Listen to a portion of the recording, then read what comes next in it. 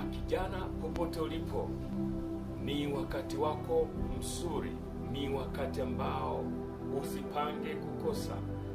Mwaka huu 2026, huu mwezi wa 5, hakika Mungu ana kusudi kubwa na mpango mkubwa na wewe kijana. Mungu amenituma kwako nikuletee masomo mazuri ya kukujenga kiroho, kukujenga kimaisha, kumjua Mungu na kuwa na upana mkubwa kwa habari ya maisha yako. Nina uhakika masomo haya yatakuwa ni masomo ya baraka kwa sana wewe kijana, uweze kushiriki pamoja nami kupitia masomo haya ambayo utayapata kila eneo la channel zangu. Kule YouTube utanipata kwa jina la Askofu Amani Kiware. Instagram nako utanipata kwa jina la Amani Kiware.